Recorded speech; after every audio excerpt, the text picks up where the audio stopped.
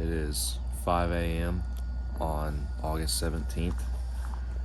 It's a high of 108 degrees today here in Texas, which is why we're up before light, heading out to Texas Dirt to try and get some work done. We got a lot of stuff in store for this season, a lot of projects in the works, and it's going to take a lot of work in the short period of time between now and bow season to have us ready to go. So it all starts today, a hot Texas summer afternoon. We're back on Texas Dirt, and you're watching Season 3.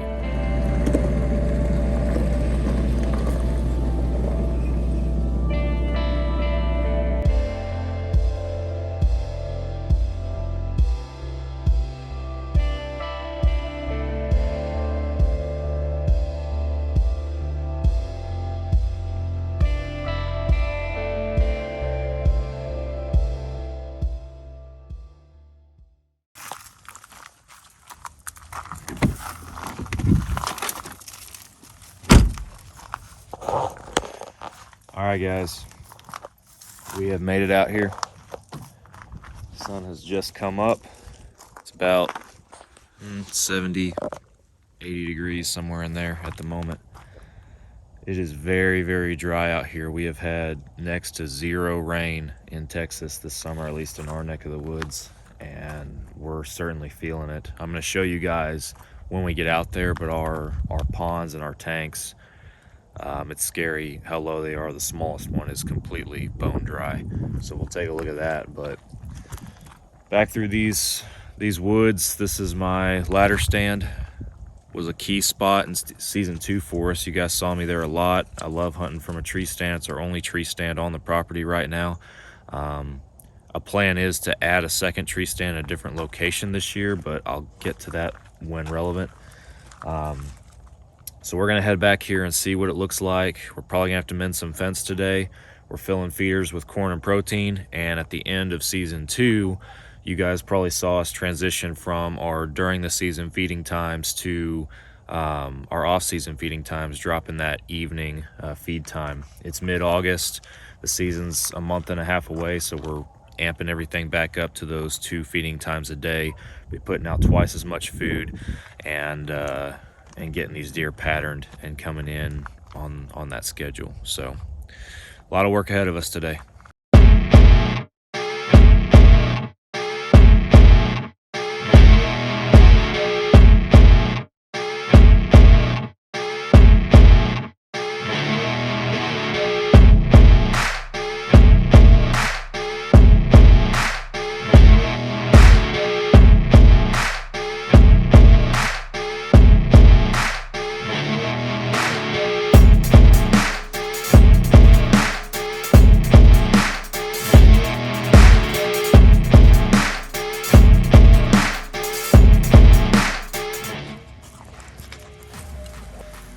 All right, so I want to try to give you guys a little bit more than just videos of me filling feeders this year.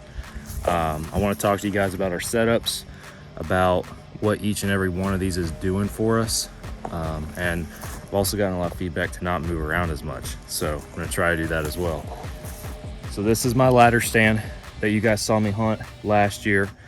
Out of this stand last year, I shot hogzilla, I shot a doe, and I shot a management buck. I hunted this stand more than any other stand, halfway because I love being a tree stand, and also because this is where a lot of deer activity was. I probably hunted a little bit too much because the downside of the stand is the ladder is on the southeast corner of the stand. So I have to have a wind coming from the north to be able to hunt this stand. I probably hunted here more than I should have with a swirling wind, and that's something that I'm gonna have to work on this year, is being more patient with that. Majority of the deer, I'm gonna move slowly, majority of the deer come from this direction on the opposite side of the feeder, which is perfect. I can see them through the trees. I can see them coming in here and coming toward our stand. I have had a few deer come from this direction, namely that buck in the last second to last episode of last season that I didn't even get on film because he winded me before I could even see him. So I was behind the game as far as that went. But This stand is still going to be one of my favorites this year. I'm looking forward to hunting it, but I have to be more patient with it and just hunt the wind right out of this stand in particular. And it's 19 yards from the stand to the feeder.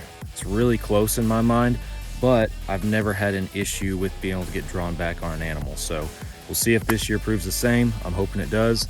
So a lot of you may look at our fences and think to yourself, really, dude? That's what you came up with. That's the best you can do. I share that feeling with y'all. I look at this and I'm like, is that the best we can do? But in reality, I know this is kind of janky and we tighten them up all the time. We're constantly working on them.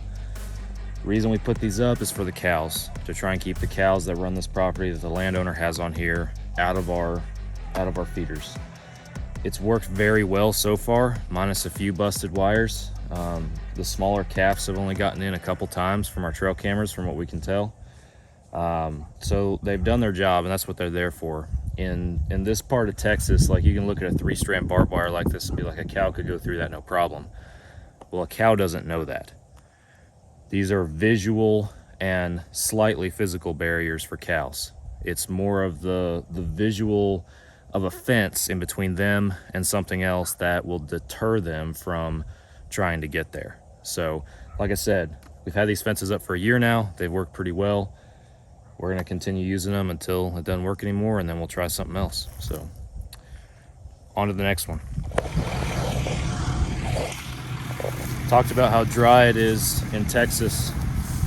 This is one of our 3 water holes that we have on the property. This is the smallest one. As you can see, it is bone dry. Not even muddy. Like, this has been dry for a while now. These are the drought conditions that we're dealing with. And I know when we started last season, we were talking about how our goal last season was to get more stands, more locations, more feeders up and running. And then year 3, which is now, and then next year, year 4, our long-term plan would be to get some food plots going. This is hard to make food plots work when you're not local to the property you hunt. This is a challenge when you have no water to work with. So we're going to be adding more stands, doing a better job to make our current stands better this year. We might throw a little bit of seed out when we do finally start getting a little bit of rain. But food plots have been postponed. A full-blown food plot operation has been postponed yet another year, just because of this situation right here. So it's unfortunate. We need rain. All right, guys, so this is the stand that Dad named Methane, partly because of this thing that's so close and loud and stinky, yet the deer and pigs still come. You guys may recognize this red bucket from our little precursor prequel to season 3 of Texas Dirt here. My friend Mike Behrens, I brought him out here to do a little hog hunting. We were unsuccessful that evening, but we started the baiting process to get these pigs acclimated to having some hog bait out here. So if you haven't seen the little Hog Wars video that we put together, go check it out. It should be on YouTube and CarbonTV. All that is to say, in that red bucket, Mike mixed me up some hog bait. We're gonna throw it out here at this stand location again, and hopefully keep those pigs repeating back here so that I can bring Mike out here in a few weeks and we can pop some pigs before the season starts. So, some more work.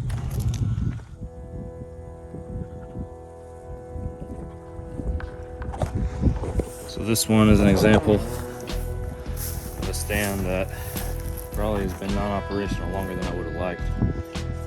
Looks like the spinner's a little jammed up. It hadn't been throwing for a long time. At least it's still standing. The fence is down. We got our work cut out for us with this one.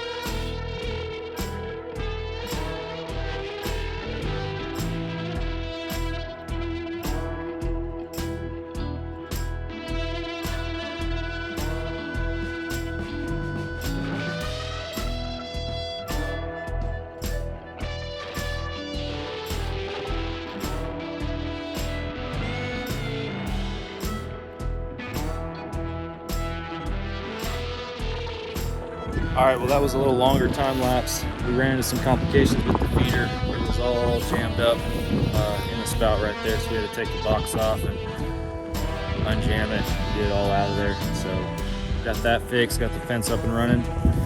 Now we got Mike's hog bait that we're gonna put in this hole right here and get these hogs used to coming back here. And hopefully Mike and I can kill some pigs here before season starts. So.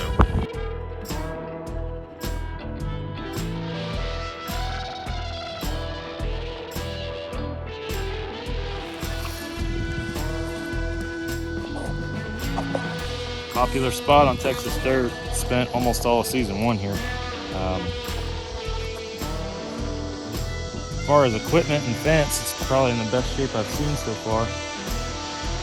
Only problem is the solar panel at some point has died, so it hadn't been throwing corn, which there's still plenty in there, but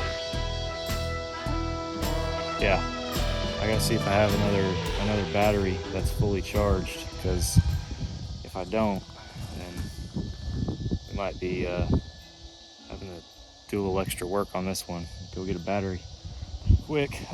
This stand location, for you guys that don't know, normally we put a bow blind in here. It's a ground blind hunt.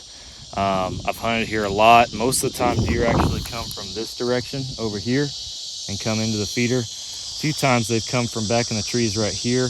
Rarely do I see them come from behind the blind over here. So I like this spot. We've had it since year 1. We're gonna keep it going. It's a good spot. Just gotta get everything back to 100% is what we're doing today. Well, the hard ones are over, meaning that the rest of these I can drive within 50 yards at the most of the feeder itself. So it just got a whole lot easier. I always try to do the ones on the south side first, because, and y'all are probably looking at me like, dude, this is year 3. Why don't you have a 4-wheeler or something yet? Well, it's because I'm blue collar like the rest of you and I can't afford it. That's why. So we can drive up to all of our stands. We try to knock out the hard ones first. That way we have just a little bit more stamina toward the end of the day for these shorter walks and everything. So guys, I'm not kidding. It is so dry out here. Like, it's just crunchy. I would leave my truck running here if I wasn't worried about the heat from the engine catching the grass under my truck on fire. Like, that's how dry it is. I'm not gonna leave my truck running in idle, parked on grass, is how dry it is out here. So this is Dad's stand. Big upgrades for this one. The feeder and everything's still intact, and I think this is one of the ones that actually still is fully operational. It's been sending me pictures. Dad has a pretty nice little, what looks like a 4.5-year-old 8-point that's coming into the stands, the nicest buck we've seen on his so far. He had a ground blind in that dark clump of trees right there last year. I think the location for the stand is still good, but this year we're actually building him a rifle stand finally. So he's gonna be able to get out a little pop-up and finally have a legit rifle stand. So another one, back to work, here we go.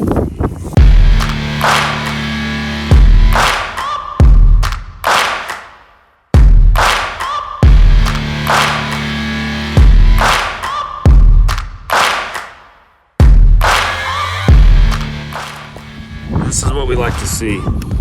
Full battery. The clock is an hour behind. Fix that. Even clean, look at that. Best one yet.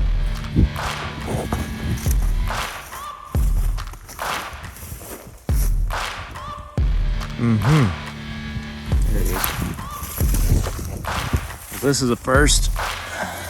Finding your trail camera that far behind the pole. I bet a cow just rubbed it off, but golly. So this is Rocky Top.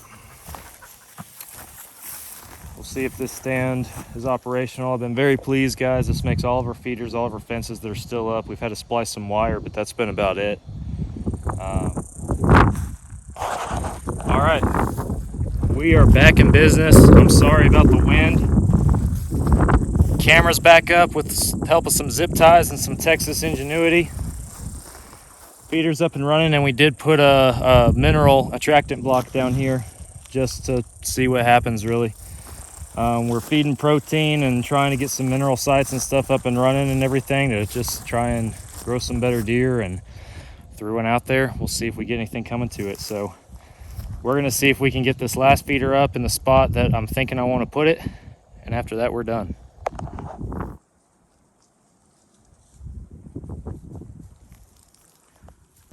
So guys, this is the last spot, and this is where we're gonna conclude episode 1 of season 3. I don't know if you can see it. We wedged a little one-man tree stand up in here.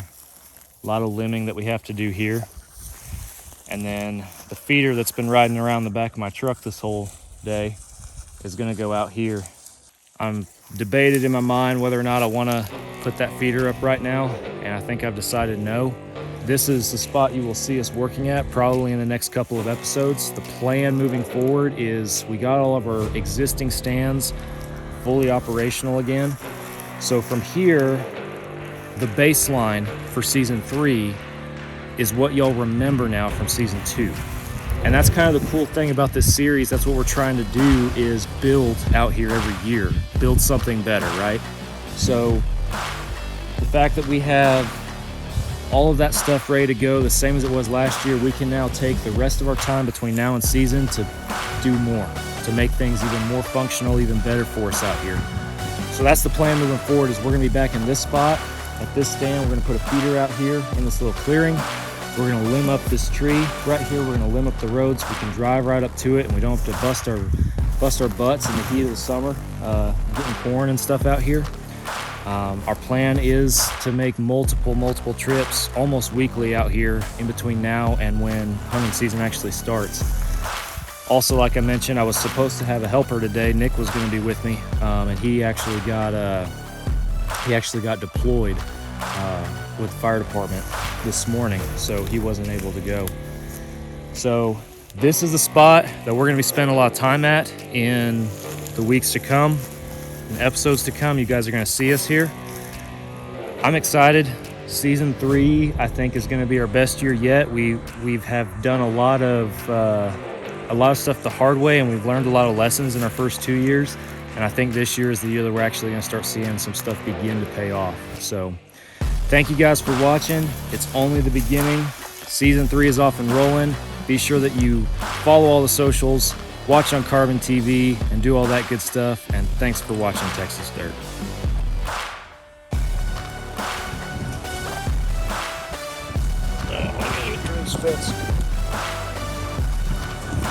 Ow.